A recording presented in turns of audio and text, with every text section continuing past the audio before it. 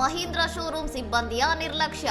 ಕಂಠಪೂರ್ತಿ ಕುಡಿದ ಗ್ರಾಹಕನಿಗೆ test drive ನೀಡಿ ಭೀಕರ ಅಪಘಾತಕ್ಕೆ ನಾಂದಿ.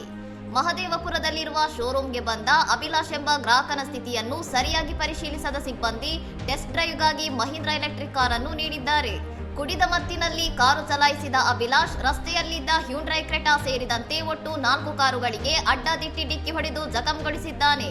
ಈ ಅವಘಡದಲ್ಲಿ ರಮೇಶ್ ಎಂಬುವರಿಗೆ ಕಾರು ಡಿಕ್ಕಿಯಾಗಿದ್ದು ಅವರ ಕಾಲು ಕಟ್ಟಾಗಿದೆ. ಪ್ರಸ್ತುತ ಅವರನ್ನು ಗಂಭೀರ ಸ್ಥಿತಿಯಲ್ಲಿ ಖಾಸಗಿ ಆಸ್ಪತ್ರೆಗೆ ದಾಖಲಿಸಿ ಚಿಕಿತ್ಸೆ ನೀಡಲಾಗುತ್ತಿದೆ. ಅಪಘಾತದ ನಂತರ ಸ್ಥಳೀಯರು ಅಭಿಲಾಷ್ನನ್ನು ಹಿಡಿದು ಥಳಿಸಿದ್ದಾರೆ. ವಿಷಯ ತಿಳಿದು ಸ್ಥಳಕ್ಕೆ ಆಗಮಿಸಿದ ಮಹದೇವಪುರ ಸಂಚಾರಿ ಪೊಲೀಸರು ಆತನನ್ನು ವಶಕ್ಕೆ ಪಡೆದು ಆಸ್ಪತ್ರೆಗೆ ಸೇರಿಸಿದ್ದಾರೆ.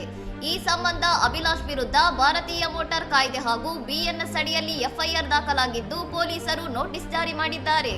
ಇನ್ನಷ್ಟು ಸುದ್ದಿಗಳಿಗಾಗಿ ನೋಡ್ತಾ ಇರಿ ಸೌರಂ ಟಿವಿ.